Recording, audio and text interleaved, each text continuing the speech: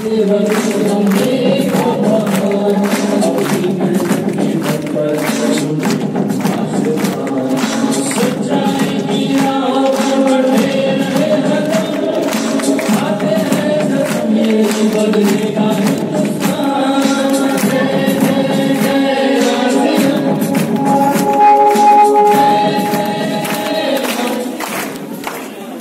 देखो क्या? ये वो शख्स हैं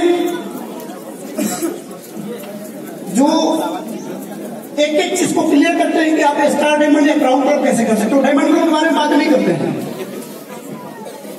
वो जहां खड़े हो जाते हैं डायमंड क्लब वैसे ही हो जाता है।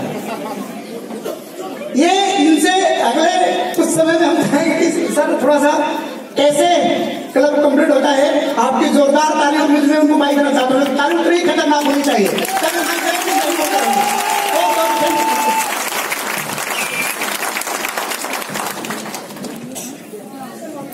नमस्कार, जय आरसीएम। हमारे बीच से अभी अरविंद सर विद्यालय हो रहे हैं, तो मैं चाहता हूँ एक बार सर के लिए जोरदार ताली। जो आज की ट्रेनिंग रही आज बात राजीव मौर्य ने बोला था कि 25 लाख रुपए खर्च करने के बाद भी ऐसी ट्रेनिंग नहीं मिल सकती। 25 लाख नहीं साहब, मैं कहता हूँ करोड़ों के खर्च करने के बाद भी ऐसी ट्रेनिंग नहीं मिल सकती। मजा आ रहा है सेक्रेटरी में? मजा आ रहा है? लेकिन मुझे मजा नहीं आ रहा है। आपकी मैडम नहीं। ये सवाल करके मैं खुद फंस गया। सही है ना? उल्टा सवाल हो गया।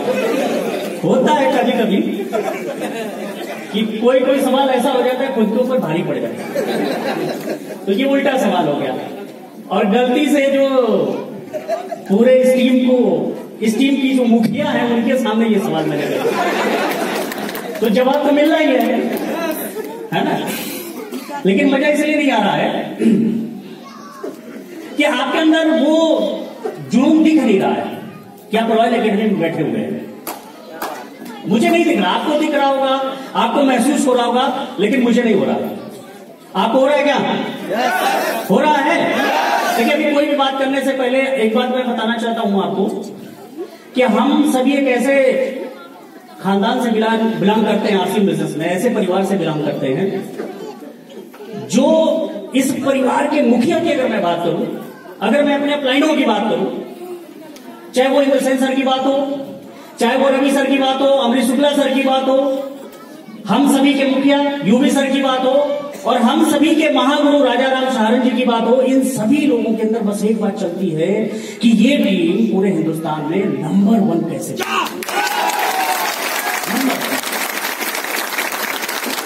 इस बात का गर्व है आपको? है इस बात का गर्व? तो फिर जोश जुनून दिखना चाहिए कि नहीं दिखना चाहिए? नहीं, अगर नहीं दिखेगा तो मैं ये मान लूंगा कि ये ठंडा है। दिखना चाहिए कि नहीं दिखना चाहिए? इस बात का गर्व है ना? तो मैं चाहता हूं कि अभी ये जो मेरे सभी ये सीनियर अपलाइन है जो इतना बढ़िया, मैं आपको बता दूं इस स्टेज तक आने में मुझे बहुत लंबा सफर तय करना पड़ा सर, बहुत लंबा।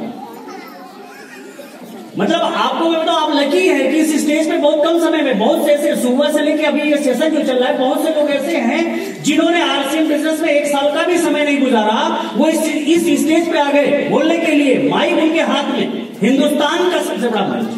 लेकिन इस स्टेज पे आने में मुझे बहुत लंबा सफर तय करना पड़ा। लेकिन एक बात मैं बता दूं कि इंतजार की घड़ी बड़ी अच्छी होती है सर, और ये जितने भी मेरे अपलाइन है, चाहे इंद्रसेन सर हो, चाहे रवि सर हो, चाहे शुक्ला सर हो, चाहे हमारे यूबी सर हो, चाहे राजा राम सहारण सर हो, इन लोगों की बदौलत आज इस स्टेज पे मुझे बोलने का मौका मिलता है। मेरे पास कोई बहुत बड़ी नॉलेज नहीं है, मेरे पास बहुत बड़ा कोई ज्ञान नहीं है, लेकिन एक बात मैं कहना चाहता हूं सर कि इन लोगों के मजबूत कंधे की वजह से मैं आज यहां पे खड़ा होकर के बोल रहा हूं।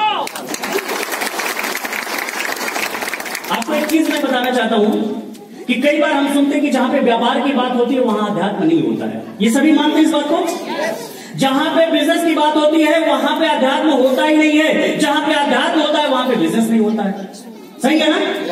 लेकिन एक बहुत बड़ी बात मैं आपको बताने जा रहा हूं, कहने जा रहा हूं। अभी मैं जब रास्ते में आ रहा था तो एक बहुत अच्छे संत की बात मैं सुन रहा था, अपने वो कार के अंदर वो चल रही थी वीडियो, तो मैं सुना तो उन्होंने एक बात कहा कि जिस दिन आपको संत के दर्शन होने लगे ना, आप ये समझ लीजिएगा कि आपके ऊपर ईश्वर की बहुत बड़ी कृपा होने लगी है। और हम सभी लकी हैं, यहाँ पे बैठे हुए इस हाल के अंदर हम सभी लकी हैं कि हमारे बीच में एक संत भी बैठे हैं, खजुराहो से चल के त्यागी महाराज जी यहाँ पे आए हुए। मैं चाहता हूँ कि इस महापुरुष महासंत के सम्मान में खड़े होकर के जोरदार तालियां दीजिए। सर का आशीर्वाद, जोरदार ताली होनी चाहिए आप सब इस टाइम में, दोनों हाथ ऊपर करके।